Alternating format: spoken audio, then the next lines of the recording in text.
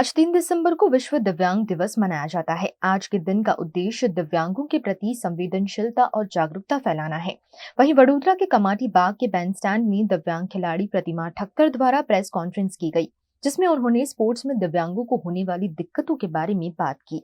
Special दिव्यांग खेल महाकुंभ में मैं पार्टिसिपेट करती हूँ और लास्ट 10 ईयर से मैं पार्टिसिपेट करती आई हूँ। और 10 ईयर से मैंने देखा है कि आयोजक, पंच और लवाद कमेटी मेंबर एक ही होते हैं। गाइडलाइन का जो सरकार की गाइडलाइन है उसके हिसाब से रेफरी, क्वालिफायर रेफरी, जज तक होते नहीं है।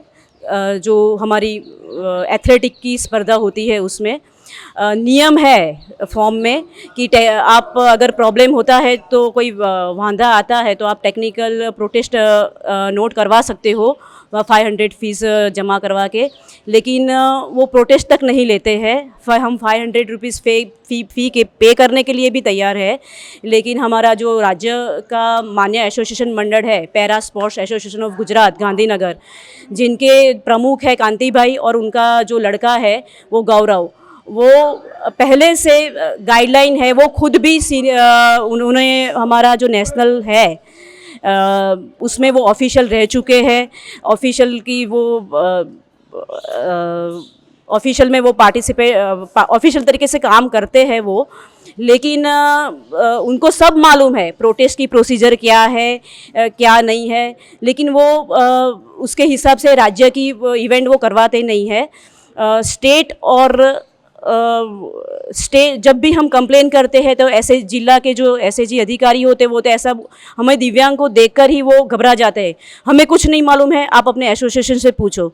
जबकि गाइडलाइन में लिखा हुआ है कि जो भी आयोजन करना होता है वो एसएजी के जो अधिकारी है जवाबदार, उसके साथ मिलकर ये आयोजन करना होता है। लेकिन एसएजी के अधिकारी हमें देखते ही हाथ ऊपर कर देते हैं और बोलते हैं कि हमारे पास मत आओ, डायरेक्ट मान्य एसोसिएशन के पास जाओ। मान्य एसोसिएशन के पास जाते हैं तो हमारी प्रोटेस्ट वो स्वीकारते नहीं है, 500 रुपीज़ वो स्वीकारते नहीं है, और ऊपर से जब खुलासा मांगते हैं तो बोलते हैं कि समय मर्यादा के अंदर प्रोटेस्ट नहीं स्वीकारी थी ना। हम मौखिक प्रोटेस्ट भी हमारा नियम है। हम जानते हैं कि हम ग्राउंड पर जब एथलेटिक की स्पर्धा हो रही है तो ग्राउंड पर जब प्रॉब्लम होता है तो स्पर्धा के अंत में फर्स्ट सेकंड जब जाहिर होता है, जो जज करता है तो जज खुद ही नहीं होता है, अनक्वालिफाइड रेफरी, जज नहीं है, टेक्निकल ऑफिसर नहीं है। तो ऐसी स्पर्धाएं लास्ट 2010 से हो रही है।